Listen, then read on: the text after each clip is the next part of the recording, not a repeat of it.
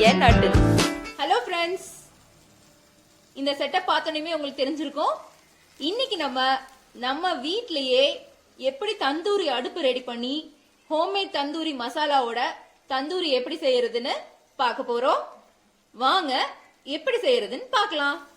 இப்போ நம்ம தந்தூரி மசாலா எப்படி செய்யறதுன்னு பார்க்கலாம். ஒரு அன்னாசி பூ, 2 inch பட்டை, 1 teaspoon சீரகம், 5 to 6 ஏலக்காய், 1 teaspoon கிராம்பு, 1 teaspoon மிளகு, 2 tablespoon கொத்தமல்லி, 1 teaspoon சோம்பு, 20 வரமிளகா. இப்போ எல்லாத்தையும் ட்ரை ரோஸ்ட் பண்ணி எடுத்துட்டு வரலாம். முன்னாடி குட்டி சொன்ன எல்லா ட்ரை ஸ்பைசஸையுமே நான் லைட்டா ப்ரௌன் ஆகுற அளவுக்கு வணக்கிட்டேன். நான் எல்லாத்தையுமே ஒன்னா தான் போட்டு வறுத்து எடுத்திருக்கேன். லைட்டா அது சூடாயிட்டு அந்த வாசனை வெளியே வந்துச்சுன்னா போதும். ஸோ இது நல்லா ஆறுனதுக்கு அப்புறமா நம்ம அரைச்சு எடுத்துக்கலாம். இப்ப நம்ம வறுத்து வச்ச ட்ரை ஸ்பைசஸ் எல்லாமே ஆறிடுச்சுங்க. இது கூடவே நான் 1 ஸ்பூன் சுக்கு பொடி போடுறேன், ட்ரை ஜிஞ்சர் பவுடர். இப்ப இது எல்லாத்தையுமே நல்லா நைஸா அரைச்சு எடுத்துக்கலாம். இப்ப தந்தூரி மசாலா பேஸ்ட்க்கு 2 ஸ்பூன் நம்ம அரைச்சு வச்சிருந்தோம் இல்லையா தந்தூரி மசாலா பவுடர், அதை ஆட் பண்ணிக்கலாம். 2 டேபிள் ஸ்பூன். அது கூடவே 1 டீஸ்பூன் ரெட் சில்லி பவுடர். அது கூடவே 1.5 டீஸ்பூன் இஞ்சி பூண்டு பேஸ்ட். இது கூடவே நல்ல கெட்டி தயிரா 2 ஸ்பூன் எடுத்துக்கோங்க, 2 டீஸ்பூன். ஹங்கர்ட்னு சொல்லுவோம் இல்லையா, நல்ல கெட்டி தயிர், அந்த தண்ணி ஃபுல்லா வடிச்சிட்டு அந்த தயிர் கெட்டி தயிர் 2 ஸ்பூன். இது கூட 2 டீஸ்பூன் லெமன் ஜூஸ்.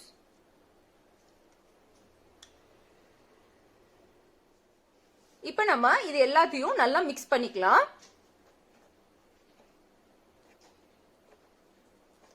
இது சப்போஸ் உங்களுக்கு ரொம்ப கெட்டியா இருக்கு அப்படின்னு நினைச்சீங்கன்னா, நான் முன்னாடியே சொன்ன மாதிரி இந்த தயிர் ஹங்கர்ட், இது நல்லா நம்ம வடிகட்டிலயோ இல்ல ஒரு மஸ்லின் கிளாத்லயோ போட்டு அந்த தண்ணியை வடிச்சிருப்போம் இல்லையா, அந்த தயிர். இப்ப இந்த தயிர் வடிச்சிருப்போம்ல, அந்த தண்ணி ஊத்தி நல்லா மிக்ஸ் பண்ணிக்கலாம்.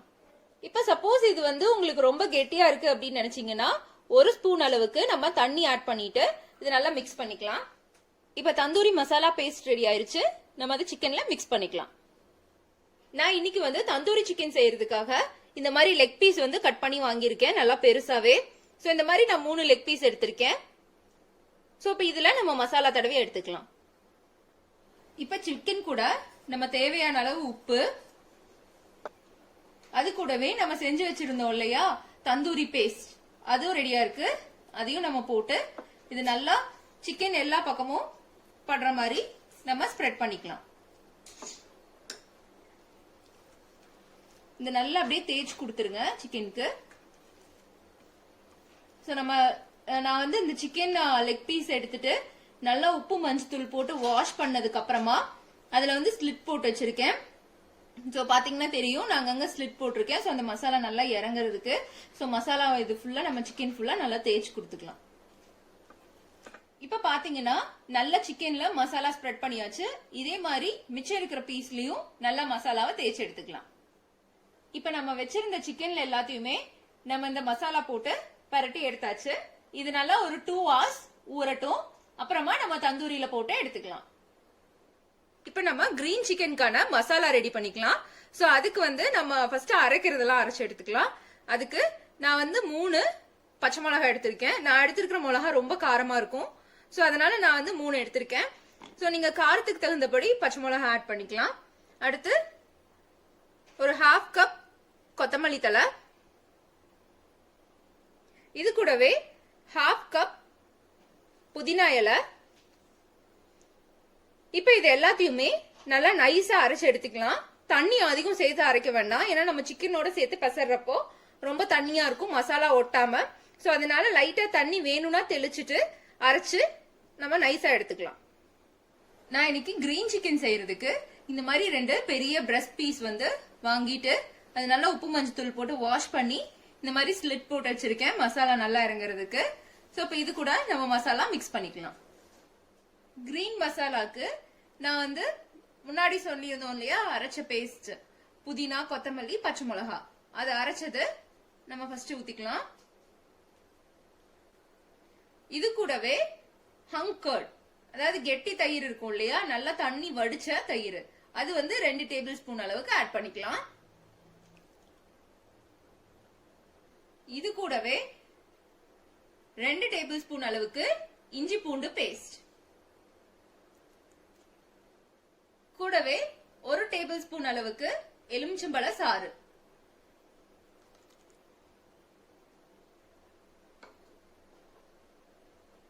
தேவையான அளவு உப்பு, இது கூடவே 1 டேபிள் ஸ்பூன் அளவுக்கு தந்தூரி பவுடர், தந்தூரி மசாலா பவுடர் நம்ம அரைச்சிருந்தோம் இல்லையா, அந்த tandoori masala powder 1 table spoon. இப்ப இந்த மசாலா எல்லாத்தையும் நல்லா மிக்ஸ் பண்ணிக்கலாம்.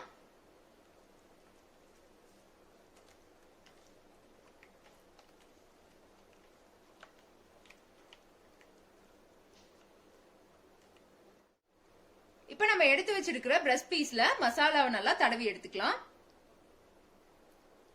அந்த ஸ்லிட் போட்டிருக்கோம் இல்லையா, அந்த அதுக்குள்ள நல்லா மசாலாவை நல்லா தடவிருங்க. அப்பதான் அந்த உள்ள அந்த மசாலா நல்லா இறங்கிட்டு நம்ம தந்தூரி செய்யறப்ப நல்ல டேஸ்டா இருக்கும்.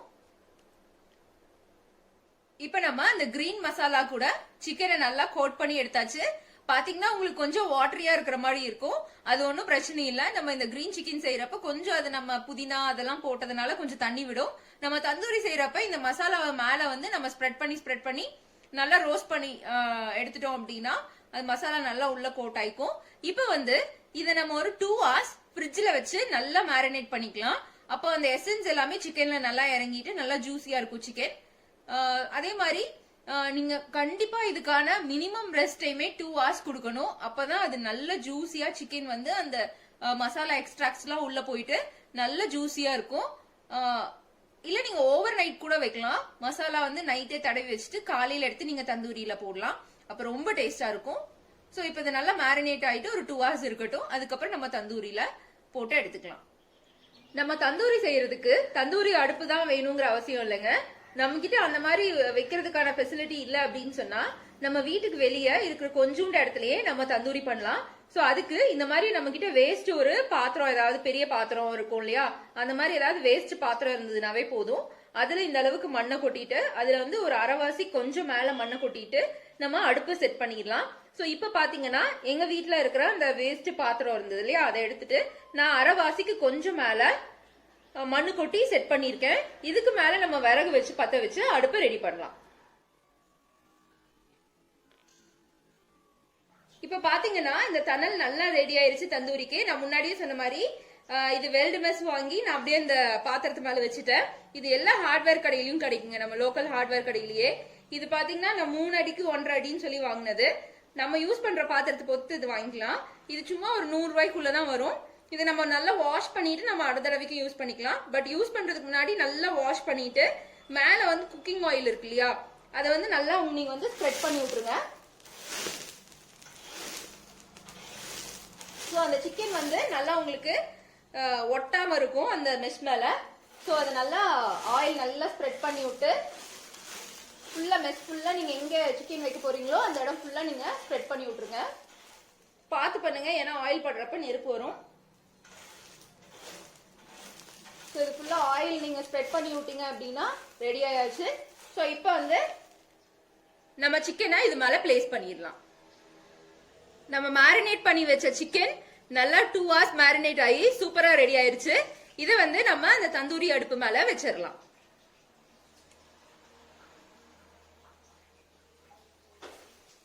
இப்ப நம்ம சிக்கன் அது மேல பிளேஸ் பண்ணதுக்கு அப்புறமா சிக்கன் மேல லைட்டா ஆயில் ஸ்ப்ரெட் பண்ணி விட்டுருங்க.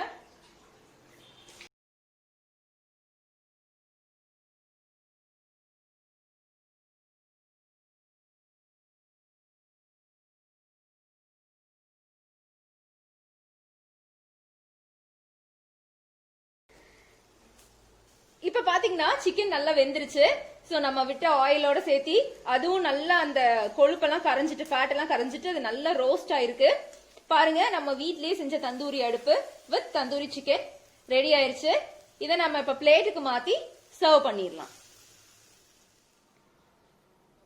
இப்ப நம்மளுடைய கிரீன் சிக்கன் கொரியாண்டர் மின்ட் எல்லாம் போட்டு நம்ம மேரினேட் பண்ணி வச்சிருந்தோம் இல்லையா, அது வந்து நல்லா 2 hours மேரினேட் ஆகி ரெடி ஆயிருச்சு. இப்ப இது வந்து நம்ம தந்தூரி அடுப்புல வச்சு நல்லா குக் பண்ணி எடுத்துக்கலாம்.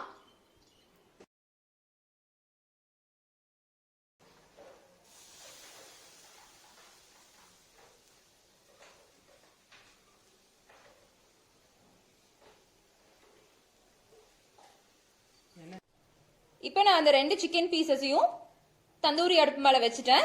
மேல கொஞ்சம் நம்ம ஆயில் ட்ரிசில் பண்ணிட்டு அப்படியே குக் பண்ணி எடுக்கலாம். 2 சைடும் திருப்பி போட்டு நல்லா குக் பண்ணி எடுத்துக்கலாம்.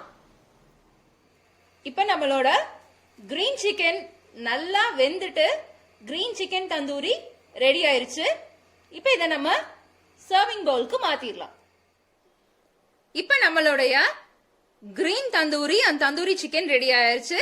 நம்ம வீட்லயே எப்படி தந்தூரி அடுப்பு ரெடி பண்ணி தந்தூரி சிக்கன் ரெடி பண்ணலாம் அப்படிங்கறதுக்கான ரெசிபி தாங்க நம்ம பார்த்தோம் இன்னைக்கு. இது உங்களுக்கு பிடிச்சிருக்கும்னு நான் நினைக்கிறேன். இது ஹோம்மேட் தந்தூரி, ரொம்ப ஹெல்த்தியாவும் இருக்கும், ரொம்ப டேஸ்டியாவும் இருக்கும். நம்ம எல்லாமே மசாலால இருந்து நம்மளே அரைச்சு நம்மளே ரெடி பண்ணி அடுப்பு ரெடி பண்ணி சிக்கன் ரெடி பண்ணி நம்ம செஞ்சிருக்கோம். ரொம்ப டேஸ்டா இருக்கும். நீங்க உங்க வீட்லயும் இதை ட்ரை பண்ணி பாருங்க. இந்த ரெசிபி உங்களுக்கு பிடிச்சிருந்ததுன்னா இந்த வீடியோவை லைக் பண்ணுங்க, உங்க ஃப்ரெண்ட்ஸ் கூடயும் ஷேர் பண்ணுங்க. நம்ம சேனலுக்கு நீங்க இன்னும் சப்ஸ்கிரைப் பண்ணலையா, மறக்காம கீழே இருக்கிற சப்ஸ்கிரைப் பட்டனை கிளிக் பண்ணுங்க. கூடவே இருக்கிற பெல் ஐகானையும் கிளிக் பண்ணுங்க. அப்பதான் நான் போடுற ரெசிபி உங்களுக்கு உடனுக்குடனே நோட்டிபிகேஷன் கிடைக்கும். ஹலோ, வெயிட் பண்ணுங்க, என்னோட தந்தூரி சிக்கனும் ரெடி ஆயிடுச்சு. ஆமாங்க, குட்டியோட நாட்டுக்கோழி தந்தூரி சிக்கனும் ரெடி ஆயாச்சு. சோ அதே நான் தந்தூரி ரெசிபி நாட்டுக்கோழி லெக் பீஸ்ல பண்ணிருக்கேன். இதையும் நீங்க ட்ரை பண்ணி பாருங்க. நன்றி.